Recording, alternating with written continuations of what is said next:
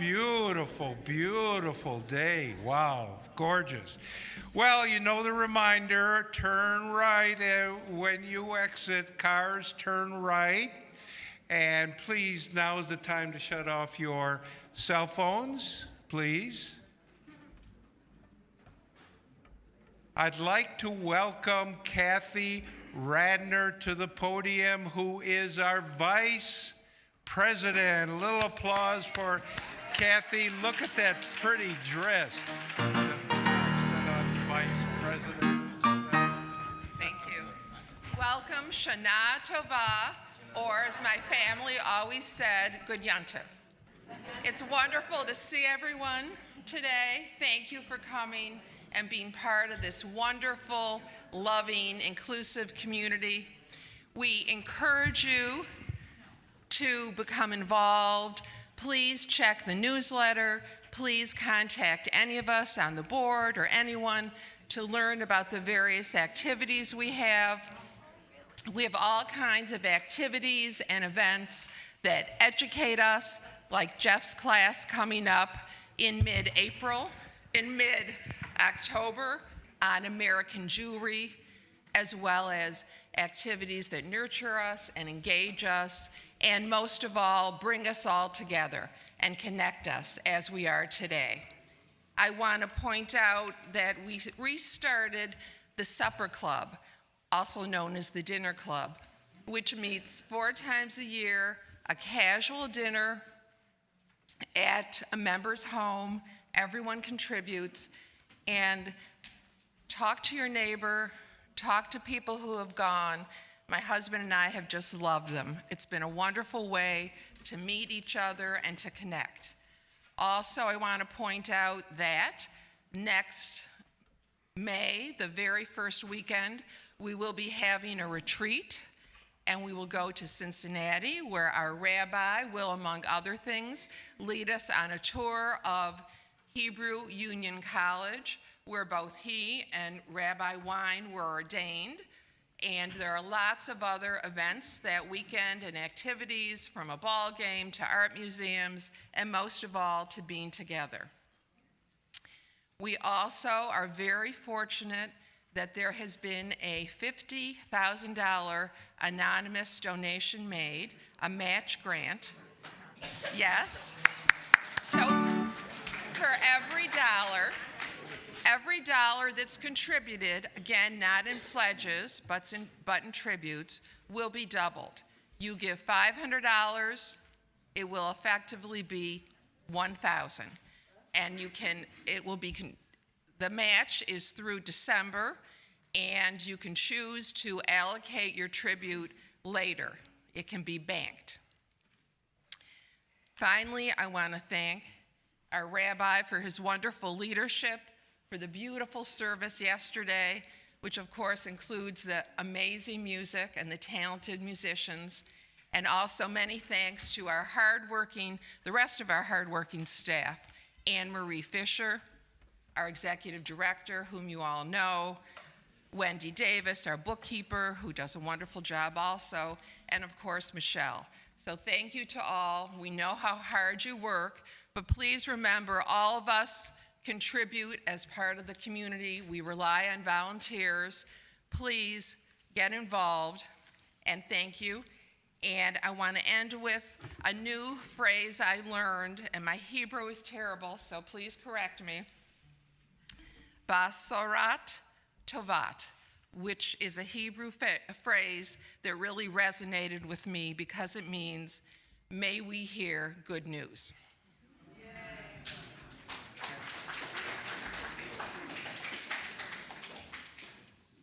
Thank you, Kathy, and thank you to all of our leadership and all of you for being here this morning. We're a bit of an intimate crowd this morning, but I think that makes it very nice. I know a lot of people are also watching us on YouTube, so Shana Tova to you all as well. Our service this morning includes members of our congregation in Deborah Shanker, Lonnie Fleischer, Dan Ernst, Elaine Fieldman, Kathy Radner will participate as well, Natan Fuchs, Sandy Landau, and Beth DeZoden Fuchs. And we'll begin on, appropriately, page 1. We have come together to welcome the new year to celebrate its promise, to ponder our responsibilities. New beginnings bring new opportunities for new and deeper relationships. For the larger vision they present, let us preserve joyous and worthy memories, and let us carry forward our noblest hopes to enrich and unlift in the year which now begins. Let us learn from experience the lessons of the Jewish past, the lessons of the human story, remaining aware of the newer challenges before us. Let us greet the new year with renewed strength and hope, responding to the mystery and the glory of life, setting forth with confidence in our abilities to make the plans and perform the deeds to help make this truly a Shana Tova. May we bless ourselves with a good and sweet year.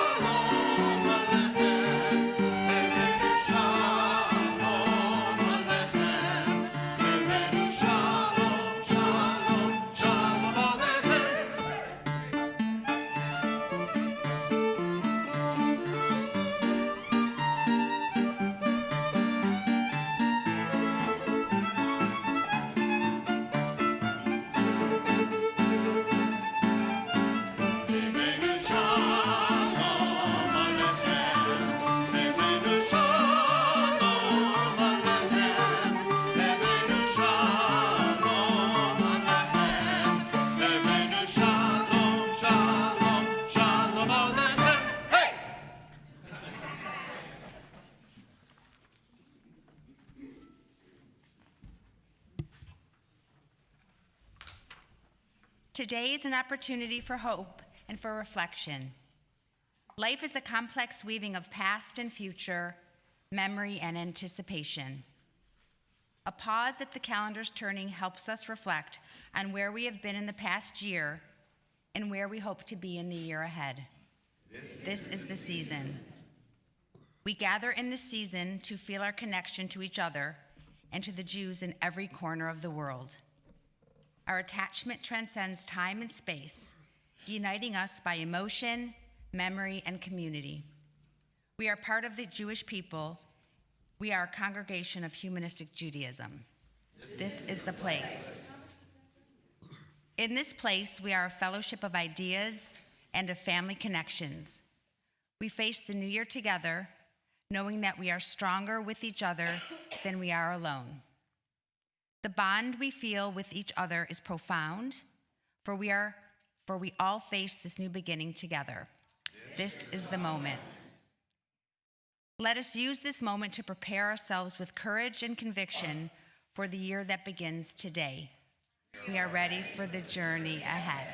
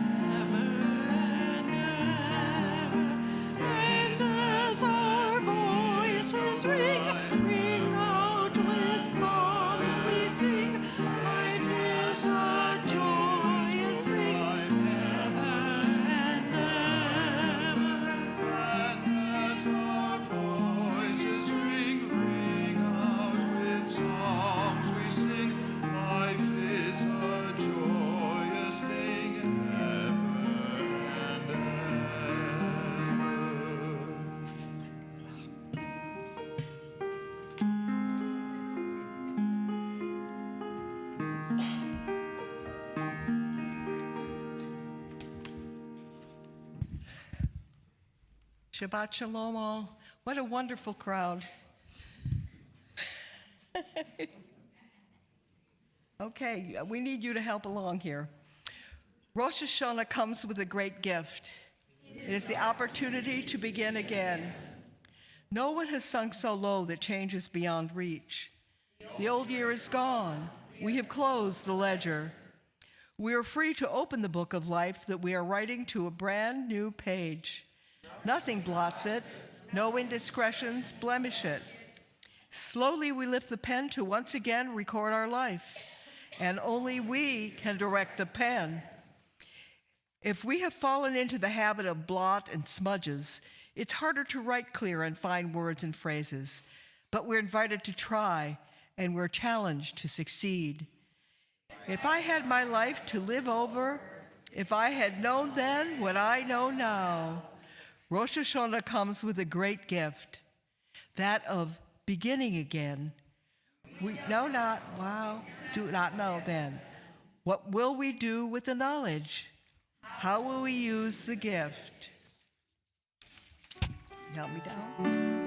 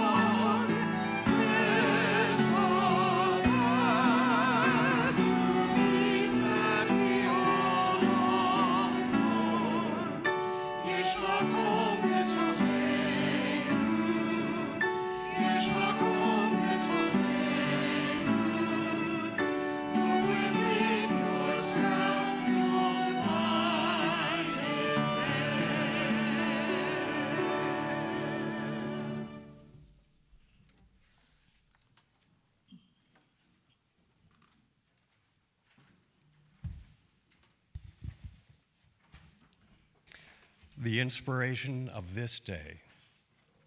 Surely our deeds do not pass away unnoticed, unrecorded.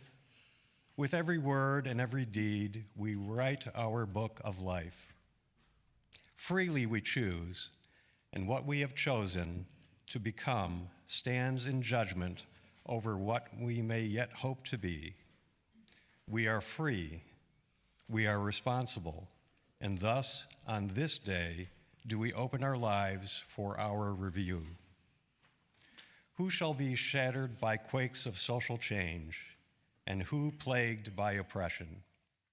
Who shall find contentment, and who shall wander in discontent? Who shall be poor in spirit, who rich in tranquility? Who shall be brought low with futility, and who shall be exalted through fulfillment?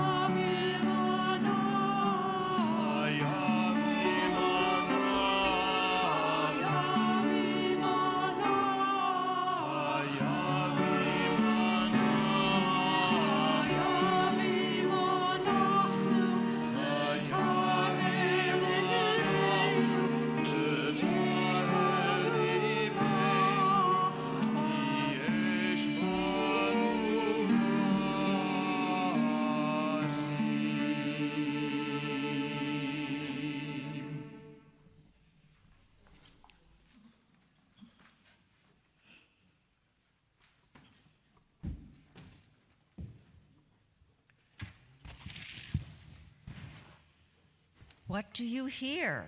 Sounds fill the air above us, but we do not listen to them all. We select. We decide which sound we will take to heart, which sounds will move us to respond.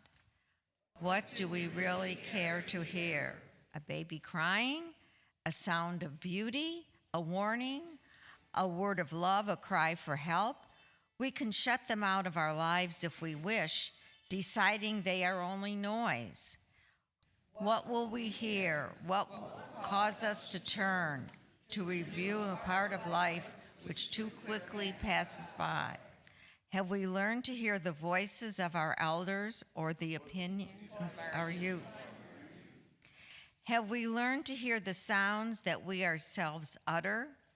Or do we mock our own words with gossip and vain promises? Do we hear the sounds of chaos and creation in our own lives? And hearing, do we love each other more? The summons to hear these sounds is the message of the shofar. On Rosh Hashanah, we hear it anew. Throughout the ages, the shofar sound has had many meanings. Today, it calls out to remind us that time does not stand still and that it is never too late.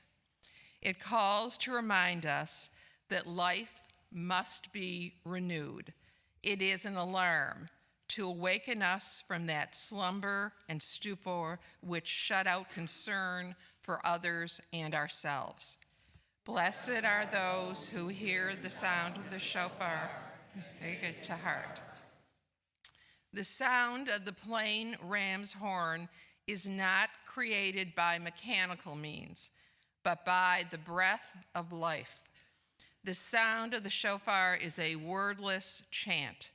It is a cry from us to each other, an act completed only when someone listens. Hearing is not difficult. True listening demands our attention and our hearts. Do we hear the shofar sound? Does it call on us to examine our lives? They have eyes, but see not. Ears have they, but they hear not. So wrote the psalmist about lifeless idols. Let us live our lives that these words could never be applied to us. The sounds about us, when properly heard, taken to heart, have a great power. They lead us to compassion. Let us turn to these sounds, hearing. Let us turn to each other, caring. May our lives reflect that we have heard ourselves and each other. The sounds of the shofar bind us together, uniting us wholeheartedly. If only all of us would listen. If only all of us would hear. Listen to the sounds, for not to hear is not to care.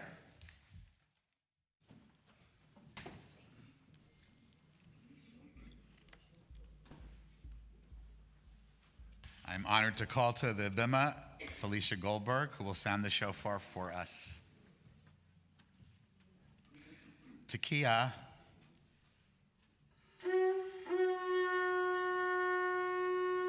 Shavarim.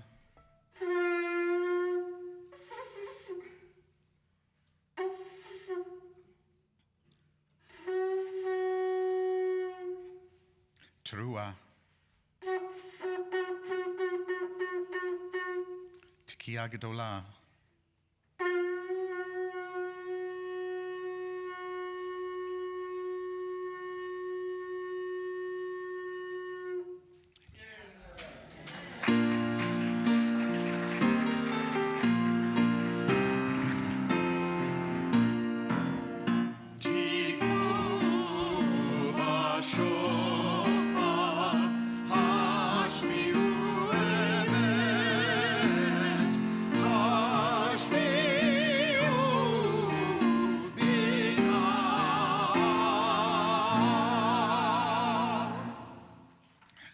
Tale told by Rabbi Chaim of Zentz.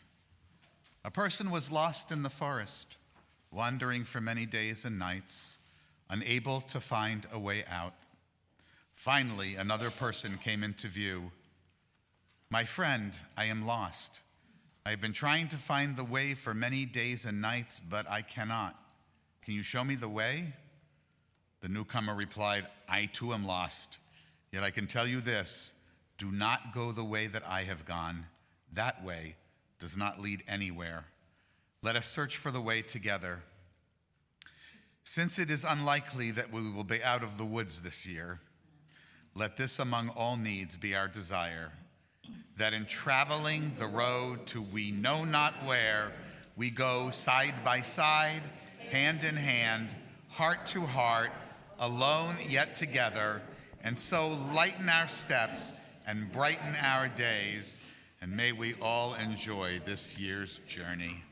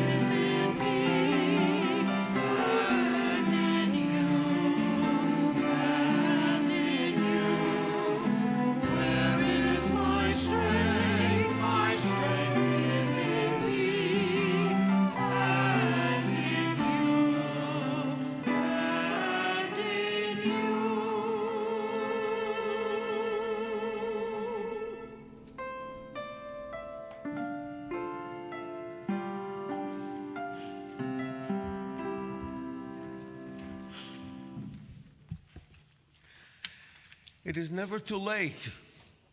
The last word has not been spoken. The last sentence has not been written. It is never too late to change my mind, my direction, to say no to the past and yes to the future, to offer remorse, to ask and give forgiveness. It is never too late to start over again, to feel again, to love again, to hope again. It is never too late to overcome despair, to turn sorrow into resolve and pain into purpose. It is never too late to alter my world, not by magic incantations or manipulations of the cards or deciphering the stars, but by opening myself to curative forces buried within, to the power, to hidden energies, the power in my interior self. In sickness and in dying, it is never too late. Living, I teach. Dying, I teach how I face pain and fear. Others observe me, children, adults, students of life and death. Learn from my bearing, my posture, my philosophy.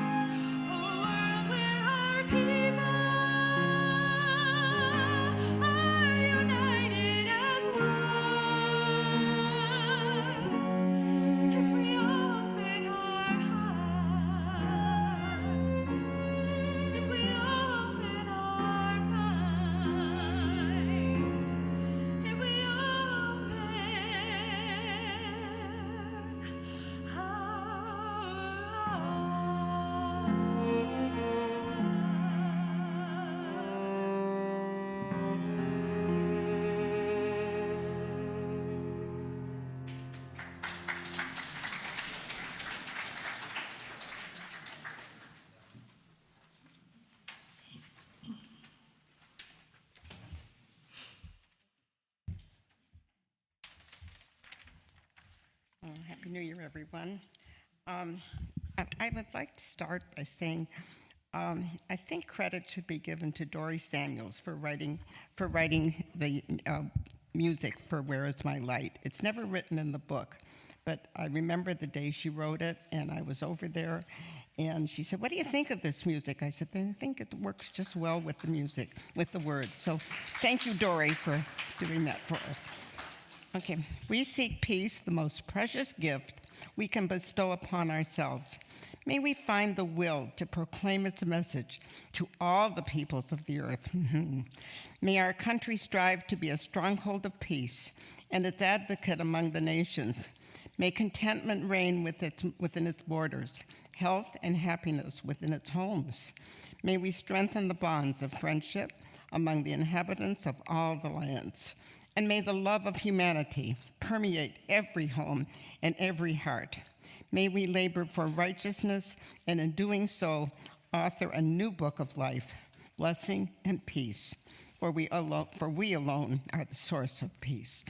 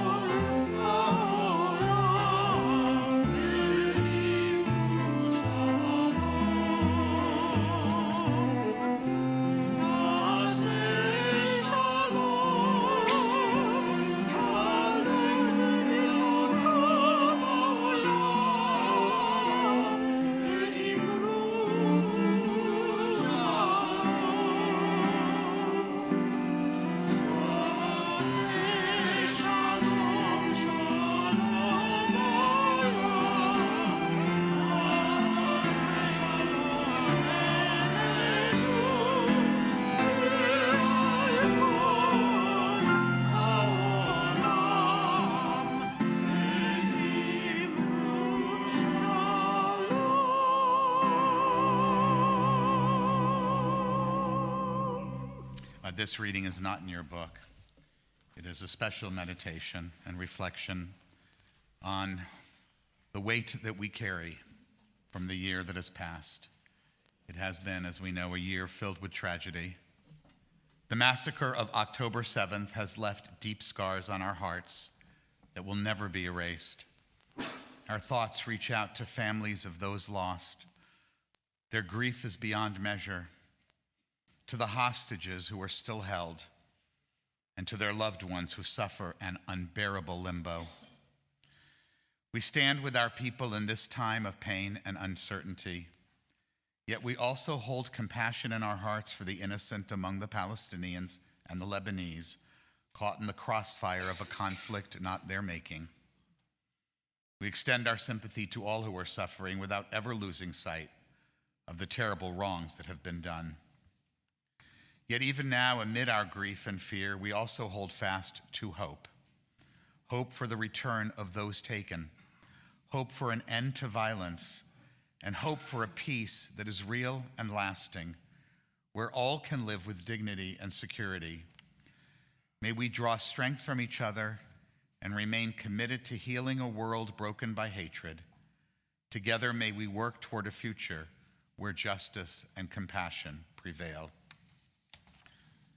At this time, as a community where we find strength and common purpose, we turn our minds and hearts toward all those who need our love and support, those who are ill, those who suffer pain of the body or spirit, those who are lonely, those who have been wronged.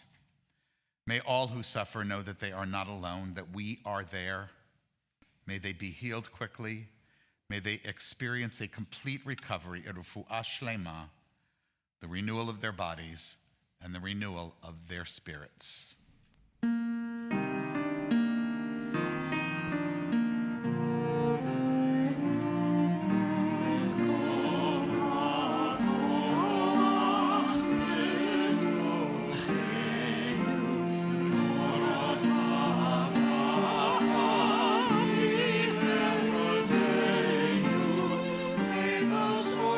Strength that dwells so deep within us.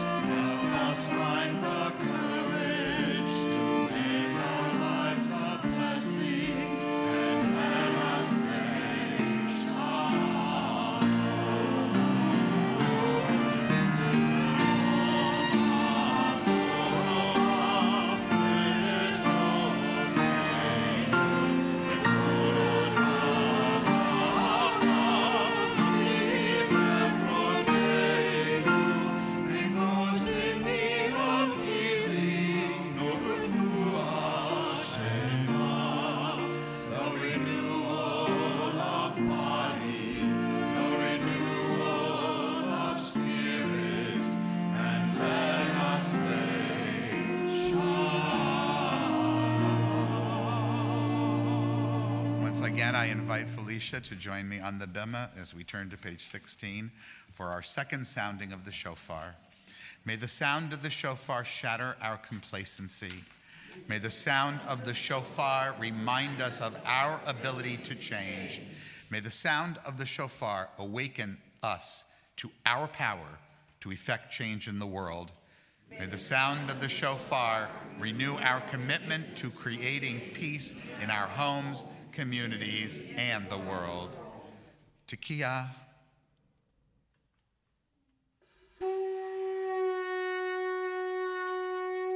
Shvarim.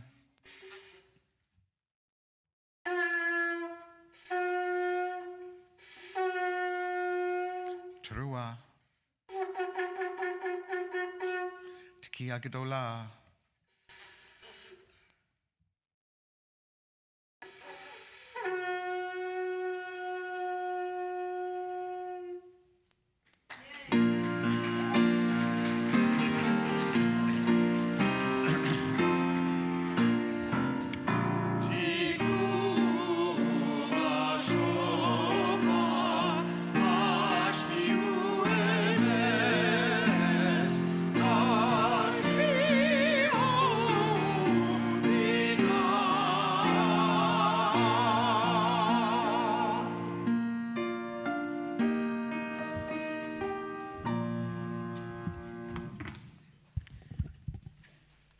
Shana Tova L'Kulam, Shana Tova Umetuka.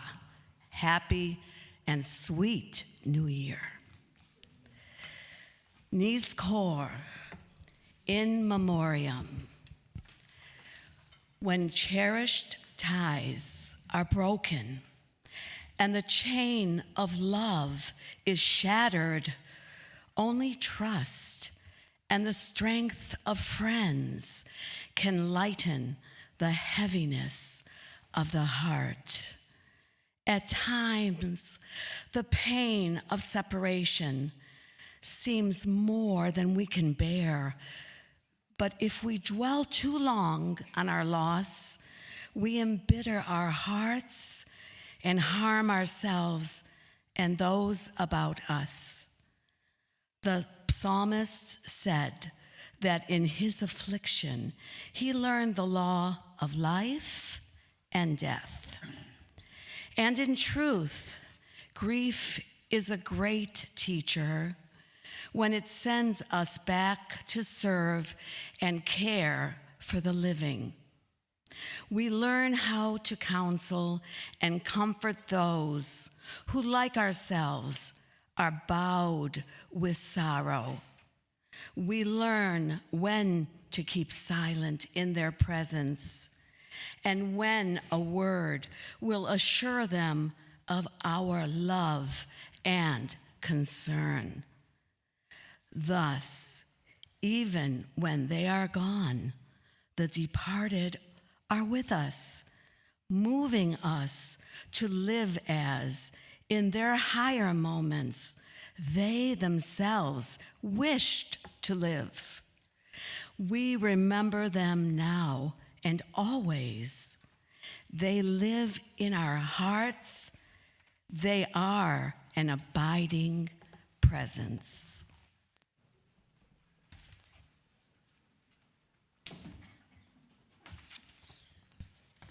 Our thoughts turn to those who are no longer with us, our own loved ones, those whom our friends and neighbors have lost, the martyrs of our people whose graves are unmarked, and those of every people and nation whose lives have been a blessing to humanity.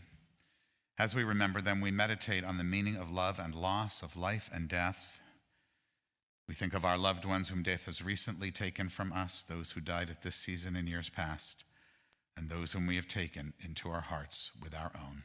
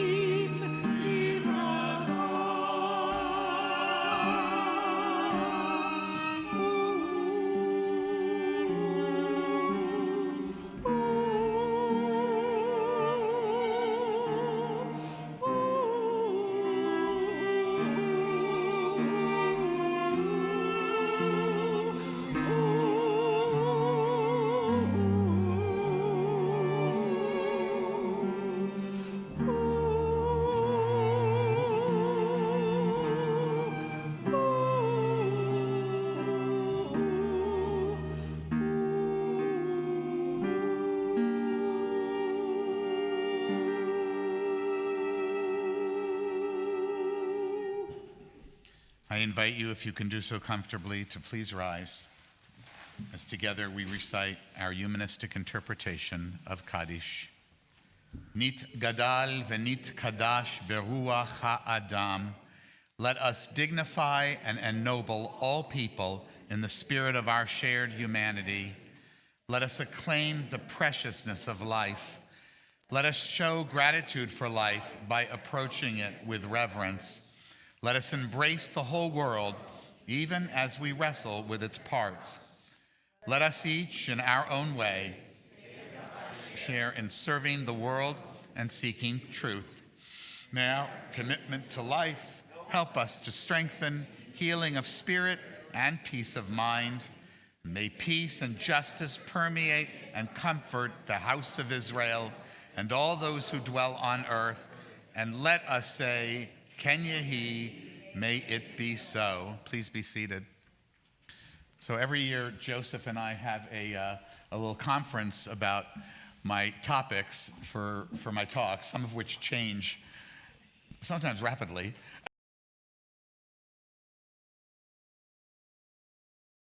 People and many similarities, and if this was a tough one, and Joseph came up with a great suggestion from one of my favorite shows of all time and one of my favorite books too, Ragtime, A Shtetl is America, which is really about the coming together of people all throughout the world in immigration to Ellis Island. But it also reminds us that all the people who came here became a cacophony of different voices and different opinions, and that just like the Shtetl, we never agree on anything. But we still have to keep our own footing in our own beliefs and our own commitments. So that is the introduction that I came up with after we discussed it so much. And I know you'd like to take an opportunity to say a word too, Joseph. Yes, I'd like to introduce our musicians, if I may. So returning from last year, we have Bonnie Brooks, and she's celebrating a very important birthday right now. I think it's her 29th, is it? Very important. Yeah. Mazel tov. And then Ben Henry has been a friend of mine for Probably about 16 years, yeah. When I was directing the Grosse Pointe Community Chorus, he was the the teacher, the choral teacher at Grosse Pointe North High School. And we would meet each other every Tuesday because we used their choir room to rehearse. So this is Ben's first time with us, so please welcome Ben Henry. He also happens to be a grand champion of Jeopardy. So his bank account is looking pretty good right now.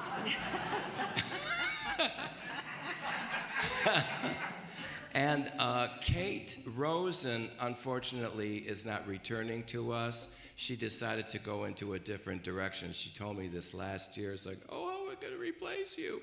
Well, I asked Ben if he knew of anybody who was I needed a good alto belter to sing A World Without Sorrow. So voila, we have Angie Delancey. So please welcome her for the first time. And returning from last year, this is your second year here? Second year is on the violin is Dr. Henrik Karapetian. We love you, Henrik. And we also needed a cellist, so he suggested a colleague of his in the Detroit Opera Orchestra. So playing the cello is Benjamin Maxwell. So now this A Shtetl is America, you're going to hear Yiddish. You're also going to hear Italian. So this is interesting because my grandparents were part of that Ellis Island generation. So both sides of my family, my mother's parents and my father's parents, came from the same shtetl or town in Sicily. You know, we're not Jewish, but they came from the same town in Sicily. It's so funny because when I went over there, there's a lot of people who look like my brothers or sisters. You know, it's really kind of crazy, you know. But they came through Ellis Island, and they created together, all these people created this cacophony, which became America as we know it. And a very, very important part of that community was the Jewish community. So here is a shtetl is America.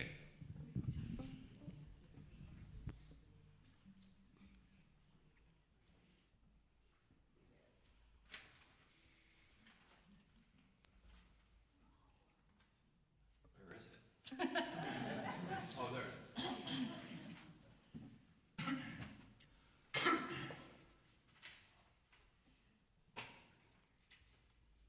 This was last minute, so. But we all worked really well together, don't we, Jeff?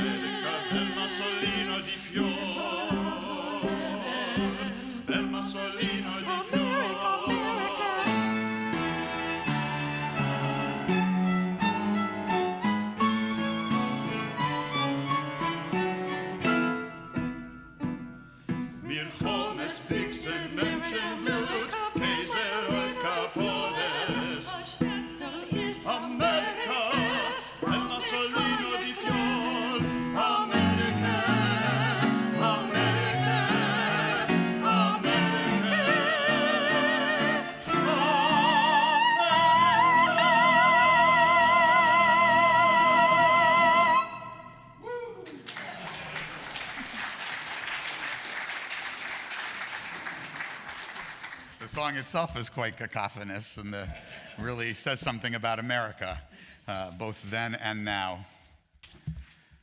Once again, Shana Tova to everybody. It's great to have you all here, and what a beautiful day, and thank you for joining us. Last night I spoke about inclusivity. I said that it was the essential value that I feel that all Jews need to adopt if we are to survive as a people. This morning, though, I want to shift our focus away from the larger world of Am Yisrael, the Jewish people, and focus a little bit more on our own movement of Humanistic Judaism. I want to talk about how we're navigating the complexities of 21st century life, particularly American life. I want to ask some difficult questions and offer some challenging answers. For many years, we've become perhaps too accustomed, unfortunately, to living with a world of conflict, growing political divides, rising anti-Semitism, about which I'll speak on Erev Yom Kippur, the eve of Yom Kippur, on all sides, and so many other issues that have seemed insurmountable. But these exhausting challenges also provide us an opportunity to re-examine and reinforce our fundamental Jewish and humanistic commitments. So didn't somebody once curse somebody else with the phrase, "You should live in interesting times"? During this period, as Jews, as humans, but today, I'm going to speak as humanistic Jews, we are certainly living through some very interesting times with some very distinctive challenges. As Jews, of course, we feel attachments to the concerns that are unique to us and the Jewish people, our history, both good and bad and sad, our cultural traditions, and of course, we care for the welfare of our tiny Jewish population throughout the world. Yet, quite obviously, as I spoke about last night, these concerns do not always unite us when it comes to the range of opinions and commitments within the Jewish people alone. We recognize, as I spoke about last night, the need for inclusivity, and we celebrate, or should celebrate, pluralism as both a necessity and indeed a source of our strength. It's what binds us together as a worldwide people, despite those differences. It's a foundation of our resilience. Ironically, accepting as reality the mandate of inclusivity when it comes to the worldwide Jewish community, as difficult as that can be, sometimes feels easier than accepting diversity in our own smaller movement of humanistic Judaism. Perhaps this is because we who choose to be part of humanistic Judaism are a self-selecting group. I often hear from people in our movement how much they love being part of a group of people who are like-minded.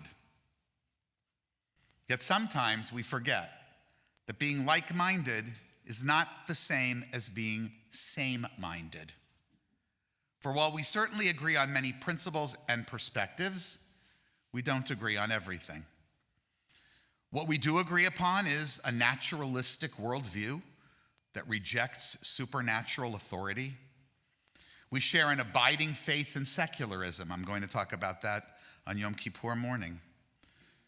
And in democracy, seeing them as the fairest of societal and social arrangements. We are united in our commitment to decision-making guided by what is called Freethought. I'm going to talk about Freethought quite a bit today. Freethought is that philosophical viewpoint that opinions and beliefs should be formed based on logic, on reason and empirical evidence, rather than on the bases of authority or tradition or any orthodoxies or dogmas. Free thinkers, like us, value critical thinking. We value skepticism.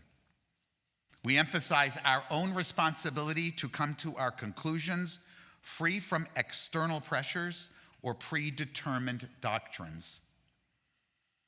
Now, this idea of debating and talking about things happens to also be consistent with Jewish culture, particularly that Talmudic tradition of vigorous discussion and debate. But we, humanistic Jews, we add a little something to it, which is the humanistic reliance on this idea of free thought, which extends critical examination and skepticism to every debate. So both Jewish and humanistic, we have a synthesis that forms the foundation of humanistic Judaism. Without it, we lose our purpose, our essence. And yet in this complex world that is filled with obstacles to reasoned debate, with misinformation, with new political dogmas among them, I think we need to ask ourselves, how may we stay true to the value of free thought and the commitments it entails of ensuring that our disagreements are always addressed through reasoned discourse and debate? Well, a key humanistic Jewish value, and this is unique to us among other humanists, is to consult Jewish history in the search for wisdom. We're never going to find there perfect parallels to our modern problems. The tales and legends of our ancestors, however, can tell us a little bit about how they dealt both well, and today we're going to focus a little bit on how poorly sometimes they solved or addressed certain issues. Our history includes many movements and leaders who faced challenges that were not really in their own time that dissimilar from our own. Some stories speak of idealists who started with noble missions but lost their way. Others tell of groups that simply became too rigid, rejecting new ideas. And still others warn of those who isolated themselves from the Jewish world and therefore lost any relevance. There is what to learn from these stories, both in how our ancestors succeeded and today maybe a little bit more leaning toward how they fell short. And so as we proceed with our look at what we're facing, I want to turn to some of these stories. I want to begin by considering the importance of holding fast to our own core beliefs, of avoiding something that I think some organizational experts call mission drift, by learning from the tale of a man who failed in this regard. According to our tradition, Yochanan Kohen Gadol was a high priest who served in the Second Temple 2,100 years ago for what must be an exaggerated, astonishing 80 years. For much of his life, and this we believe to be true, he was a righteous leader. He was deeply committed to the best of Jewish values as they were understood at the time and to serving his people. He embodied ideals, they said, of compassion, of kindness, and in debate and disagreement, he was considerate and polite. Yet over time, Yochanan's tactics shifted. They changed. He became persuaded that perhaps a better way to achieve some of his goals was to align with Roman political power, ignoring perhaps some of the challenges of that, its militarism, its persecution of Jews, to name two. In striving to remain relevant and influential, Yochanan, Kohen Gadol, wound up straying from his own original values. His new commitment to political influence and power clouded his judgment, ultimately leading him away from his life's mission. So Yochanan's story is a kind of classic example of mission drift. He began with noble intentions, and yet by attempting to achieve them through political influence, he lost sight of his values. He forgot that the ends don't always justify the means. His story, in some ways, parallels our own movement's pursuit of social progress, of equal rights, social justice. These aspirations are decisively, and I believe inseparably, associated with our humanistic Judaism. They are inspired both by the exhortations of the Jewish prophets and rabbis and of the humanistic philosophers who gave us the Enlightenment and their heirs. And these and similar goals, of course, naturally, are deeply embedded in our movement. To achieve them, we have forged alliances with all kinds of groups devoted to civil rights, reproductive freedom, LGBTQ inclusion, secular democracy, refugee rights, and so many more. And while these alliances have been fruitful, we naturally do not always perfectly align with our coalition partners. For example, we have often navigated a sense of alienation when standing in solidarity with, for example, liberal religious groups, especially when they invoke God or ask us for prayers at our joint events, protests. I recall attending my first protest here in Detroit 11 years ago. It was a same-sex marriage rights gathering. And at that event, every speaker, aside from me, spoke about verses in the Bible that they felt suggested that same-sex marriage equality was supported by their religion.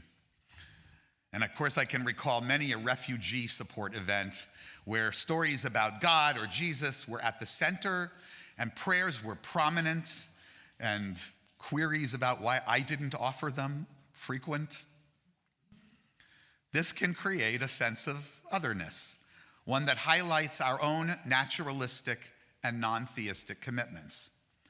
Yet over the years, we have learned to navigate this by reminding ourselves that our motivation is rooted in human dignity, not divine mandate. And so we have continued these alliances due to the shared commitments we have to justice and equality and all these wonderful and important, indispensable causes. We accept this as a reality of our allyship, working together to achieve common goals despite different worldviews or group identities or other differences. Well, I think that they actually strengthen our joint efforts, many voices coming together. And yet, sometimes I believe there need to be limits. And those limits come when we are asked not simply to respect the differences among us, but to abdicate our individual or group values, whether they arise from our identity as Jewish people or as a distinctly humanistic Jewish group. While the God issue, well, perhaps our allies have learned to respect that more. It does go back to the beginning of our movement. Other challenges, however, some of them are newer, make it simply too difficult, and sometimes I would argue even occasionally impossible for some humanistic Jews, and I count myself among them, to work with groups when what they are demanding is that we adopt their entire worldview, that we not question. Which is why I believe that when our allies venture beyond our shared goals, when we are asked to adopt an entire worldview, as rigid in some cases as dogma, not subject to questioning, we should not do so. Not if it means abandoning our commitments to free thought and skepticism. No cause, no matter how righteous, should demand of us the abandonment of principles that lie at the heart of humanistic Judaism. An example. At a recent Friday night service, I spoke about the challenges within our community, for some of us, not all, regarding aspects of what has been called woke ideology. Now, this, of course, is a controversial framework for understanding race and racism that has gained prominence in progressive spaces. And many humanists do find value in these ideas, and please keep in mind, and I put this in bold in my text, so hear it in bold. This is not about the merits of any argument, though I may talk about the arguments. Others have criticized what they see as the dogmatic nature of elements of woke ideology, a worldview that divides people into inherited positions of oppressor and oppressed. Now, while you may have heard and dismissed critiques of woke ideology and related concepts when they come from populists on the right, particularly those promoting right-wing causes, reasoned debate about this is not absent among moderates or even liberals. For example, when I spoke about this on Shabbat, I reviewed 2 books. One written by Dr. John McWhorter, a prominent black intellectual, self-described liberal, a renowned professor at Columbia University. You probably have encountered him by now in the pages of the New York Times. He wrote a book called Woke Racism. The other, David Bernstein, man I had an opportunity to get to know a little bit, a dedicated Jewish activist. His book, Woke Anti-Semitism. Their critiques of woke ideology are far-reaching and significant. Among other things, they object to this oversimplified division of our society, as they call it. But really, that's immaterial to what I'm discussing today. Whether or not we agree with their characterization of woke ideology, what concerns us, even more than the specifics of those ideas today, is the author's identification of a troubling pattern, which is the overly rigid and dogmatic insistence that the claims of this belief system are beyond challenge. This, they both write, and others have said so too, and not just from the right, not only stifles debate, it actively, in John McWhorter's words, punishes dissent. Dr. McWhorter calls it a religion, and he does not mean that as a metaphor. Mr. Bernstein, who's a secular Jew, similar in many ways to us, cracked a joke saying that he already has a religion that he doesn't believe in. And therein, of course, lies the challenge, which is that whether one individually agrees with the conclusions of woke ideology or any other statement of belief or not, we humanistic Jews must nevertheless reject any aspect of it that demands a kind of conformity that constrains reason and banishes free thought. Unity of purpose, especially on issues as critical and crucial as addressing racism in our country, an issue that requires sound responses, cannot and moreover need not come at the expense of our other values. For example, as Jews and humanistic Jews, I believe we have some important perspectives from our own tradition, from our own experiences, to share, to contribute to this discussion, which should not be dismissed, even if they do not conform to current ideological orthodoxies. I want to share a personal experience. A few years ago, as this approach to racial inequalities was taking deeper root, I, along with a few humanistic rabbinical colleagues, attended in Washington a social justice workshop addressing issues of systemic racism. When we were asked to comment on this issue, I shared my thoughts. I explained that personally, I believe that systemic racism has been and continues to be a very serious problem for our country. But I also parted from the coordinator a little bit in saying that I don't believe the assertion, I don't agree with the assertion that had been made that all white people are inherently racist in this country. I said that I believe that applying a label as horrible as that, really hurtful as that, can actually be counterproductive to our joint purpose of eliminating racism. I added that I don't believe that America suffers from all-encompassing systemic racism, that of course it exists. And I noted the progress we've made addressing racism, even in my own lifetime.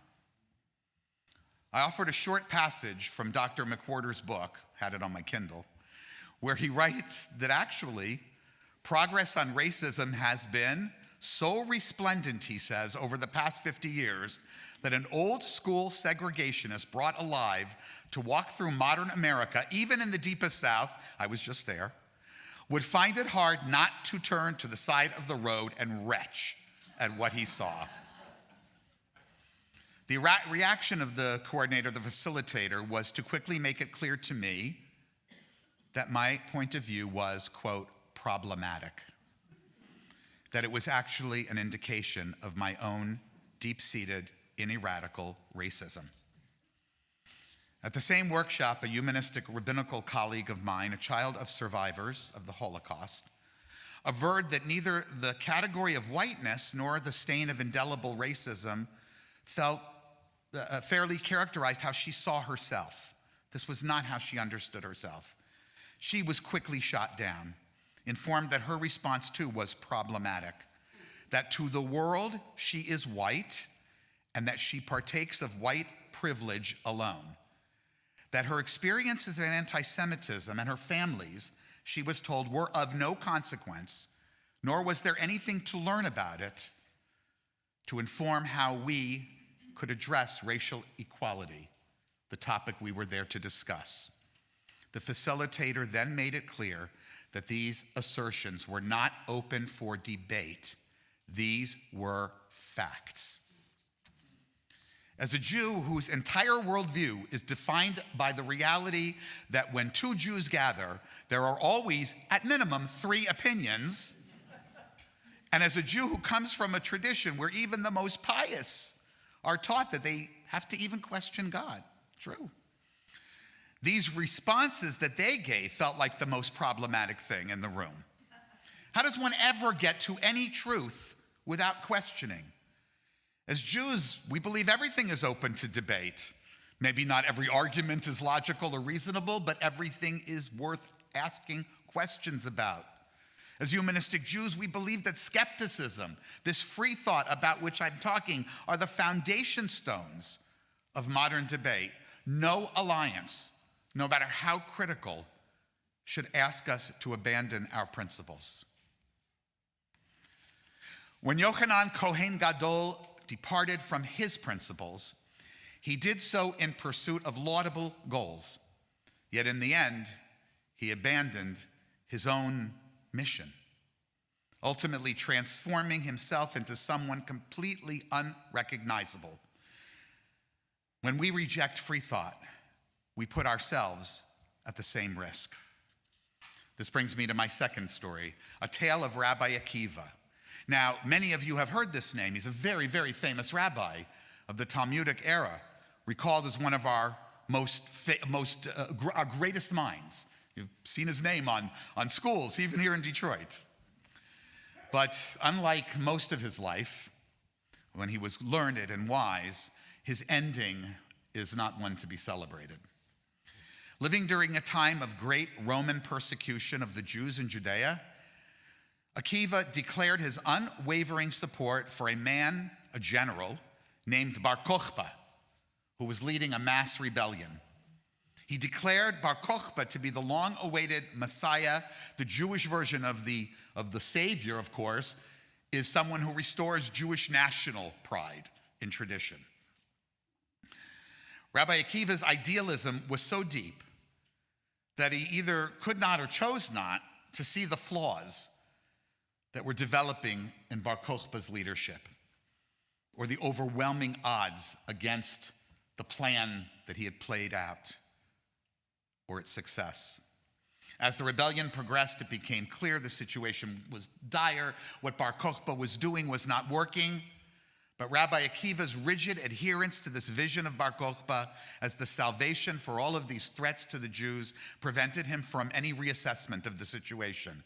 And the result was, and I do not use this word lightly, a catastrophic defeat. Some estimate the death of as many as 1 million Jews. What resulted afterwards was the final destruction of Jerusalem and the further scattering of the Jewish people. Rabbi Akiva's story serves as a warning about the dangers of rigidity, about what happens when we refuse to consider multiple viewpoints or engage in meaningful dialogue. Had there been room for more open debate and free thought in his circles, in his mind, perhaps Rabbi Akiva might have reconsidered his stance. That might have altered the course of Jewish history. Certainly, abandoning our principles of free thought and open inquiry represents a threat to the collective mission of our movement, but so too does the rigidity that leads to hesitation to question, to reassess, or to engage in debate, even about ideas that are more or less held in consensus. Take, for example, our commitment to the environment. This is no small matter. Far, far more catastrophe awaits us than awaited our people some 1900 years ago. Many, and I count myself among them, I'm sure you do too, believe that the fate of the entire human species depends upon how we respond to human-created anthropogenic climate change. I can't imagine there's a single humanistic Jew who has not arrived at this conclusion. The scientific evidence is so overwhelming. However, the scientific consensus, while it certainly recognizes the urgency of the problem and recognizes our part in creating it, also recognizes the need for experimentation, for discussion and debate and flexibility in determining our best responses. Should we, for instance, invest in electric vehicles, as we're talking about? Or, as some are suggesting, we focus on hybrid technology? Should we prioritize renewable energy? What should be the role of nuclear energy? What are the pros and cons of carbon capture? Is the way we conduct recycling more harmful than helpful, as many have brought up to me recently as I do it? In some spaces, debate about these questions, unfortunately, is not up for discussion. Some of the solutions that they've chosen in these groups is being treated as orthodoxies. Our commitment to free thought compels us to avoid the rigidity of opinion demonstrated to his and his community's detriment by Rabbi Akiva, and instead to explore all viable solutions, to recognize that complex problems rarely have one-size-fits-all answers. Recently, a friend recounted attending an environmental activism meeting. When he asked about alternative solutions, specifically he was talking about nuclear energy, he was quickly dismissed. His questions did not align with a pre-established stance of the group. But such questions are not in any sense unreasonable. Recent reports have pointed to EVs, for instance, as having some perhaps unintended consequences. One worrisome effect that's recently been revealed is the effect on the power grid in parts of California, where you know this caused big problems and even deaths during the heat waves. Asking questions does not mean that we are abandoning our goal of effectively addressing climate change or anything else that we agree needs to be addressed. It is a necessity. It's the entire foundation of the scientific method. Engaging in respectful dialogue does not mean compromising core values. It's an invitation for learning and growth on every side. It lies at the heart of both free thought and scientific and reasonable inquiry, and it's what we as Jews, as humanistic Jews, believe enables us to work collaboratively toward shared objectives. Our final story from history is about a Jewish sect from some time later in Jewish history, about 1,200 years ago, that emerged in Iraq, today is called, but Babylon at the time, known as the Karaites. The Karaites were a group that rejected rabbinical Judaism. This is the form of Judaism that even we humanistic Jews are practicing. Karaites were convinced, and with a certain amount, I should add, of good evidence, that the interpretations of the rabbis, who codified everything from the dietary laws, maybe not as meaningful to us, to the rules of Shabbat observance, to the calendar and the calculation of holidays, which is quite meaningful to us, or we wouldn't be sitting here. Well, they believed that those rabbis had simply gone too far from what the Torah itself said. They sought to return to what they believed was a simpler form of Judaism, and I must admit, their goals were admirable. Their beliefs were, as they say, deeply held, not unlike our own. But over time, and it took a while, their approach led them to become increasingly isolated from the broader Jewish community. Soon, as the choices they made piled up, they found themselves unable to engage with the Jewish world around them, to relate at all to its concerns, or, with time, even to any common identity. While some might see isolation as a way to preserve purity of thought, history shows that such an approach can lead to a loss of influence and relevance. The story of the Karaites underscores the consequences of isolationism. Even though they did not bring on a disaster, certainly not of the individual sort that brought down Yochanan Kohen Gadol, not of the catastrophic variety that Rabbi Akiva helped to visit upon the Jews, the Karaites simply lost followers.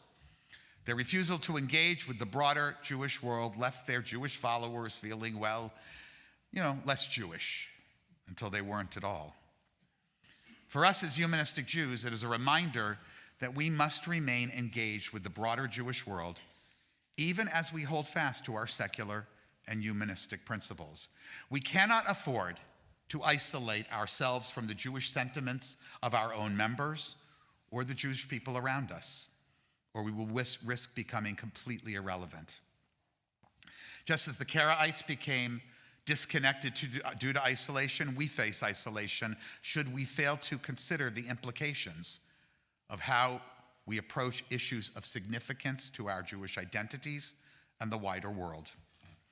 Fortunately, there is a way to remain faithful to our unique ideas, the free thought that lies at the heart of our humanism, even as we struggle with contentious issues facing our Jewish community. And of course, today, there is perhaps no issue more contentious, at least among ourselves, especially as we navigate our participation in progressive causes and organizations, than what is happening in Israel. The October 7th attacks and the subsequent Gaza war have brought to the forefront the tensions that many of us have felt for years. And while none of it began last October, for many Jews and progressive organizations or alliances, pressures to abandon commitments to Israel in order to participate in broader causes have grown to new proportions. For many Jews, this has meant that in order to fight for racial justice or LGBTQ+ rights, for example, they must first renounce support for Israel or Zionism, Jewish self-determination. For many, perhaps the majority, perhaps not, I don't know, this is unacceptable.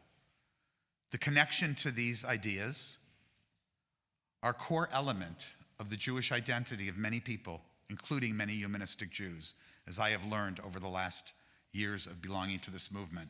Zionism was, for instance, a foundational part of Rabbi Wein's advocacy. In the name of inclusivity, I recognize and I support the right of humanistic Jews to come to their own conclusions, just as I do for everything about Zionism. However, even those among us who perhaps reject the concept of a Jewish state should consider how being asked to collectively abandon what so many of us consider to be an abiding part of our Jewish identity in order to participate in other causes is not only a Jewish issue and not only a political issue, it is also an issue of free thought.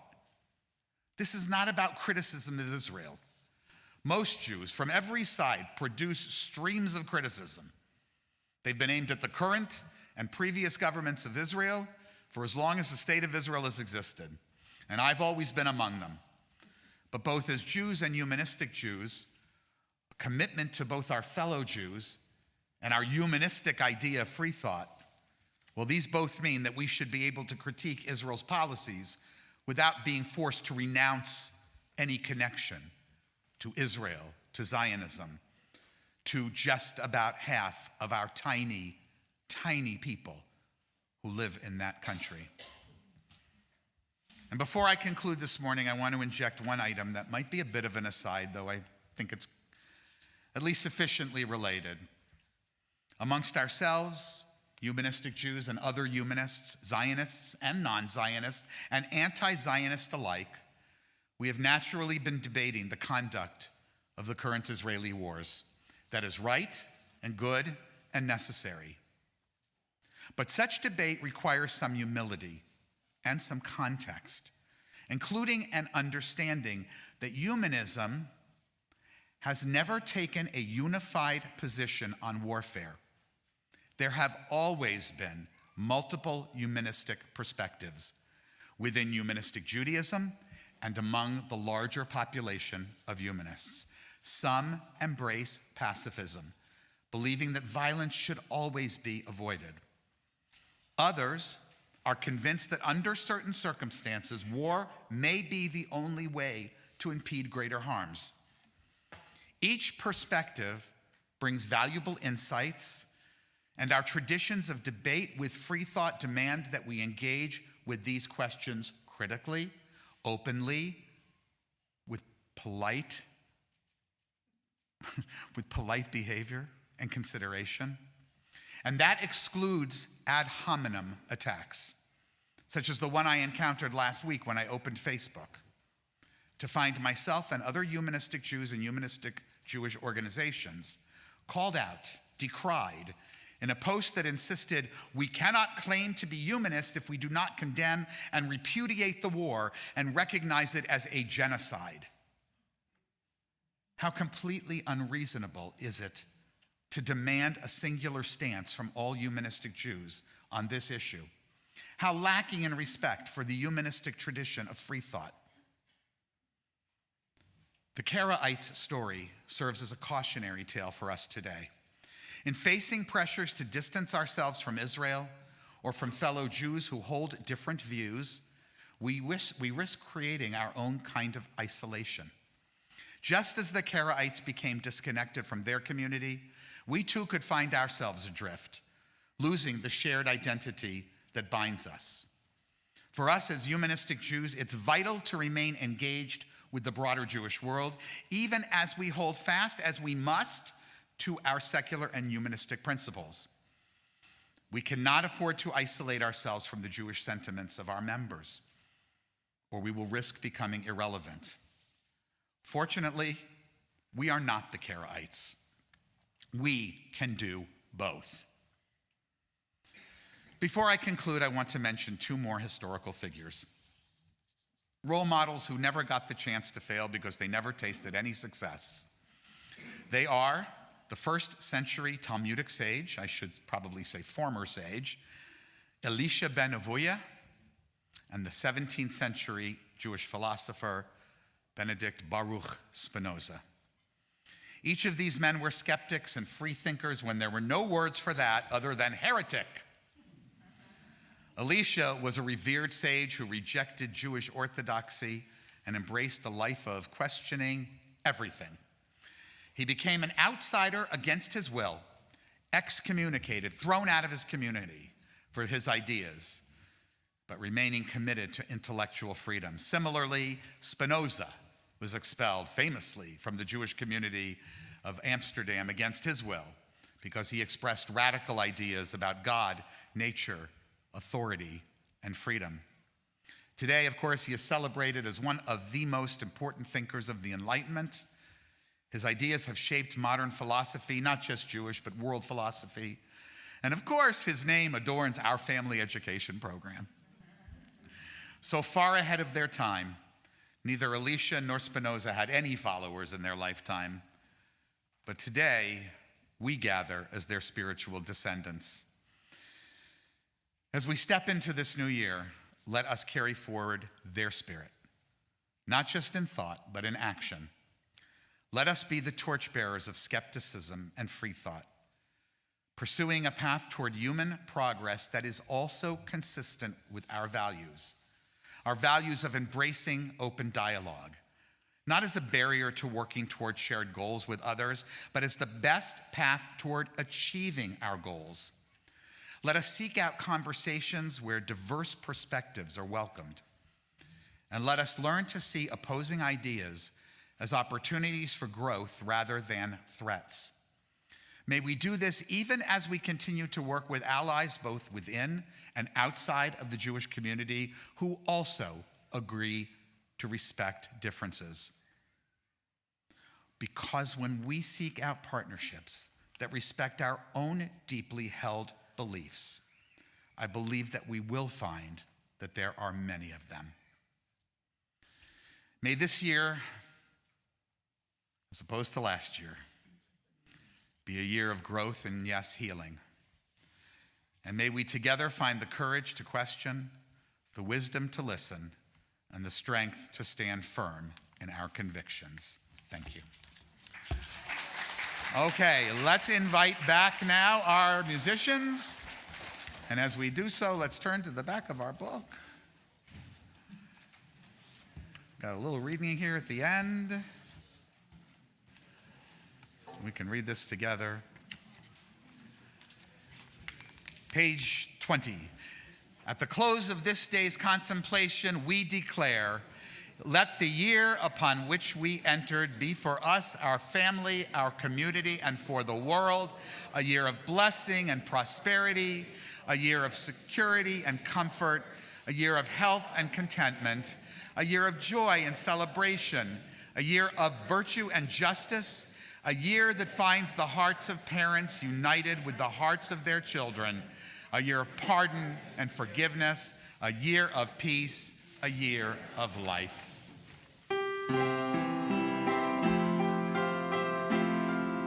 Number 3.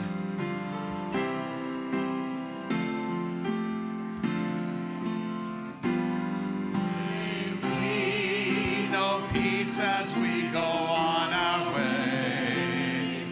May we be guided by love. May we be blessed with health and joy. May this be our blessing. Shalom.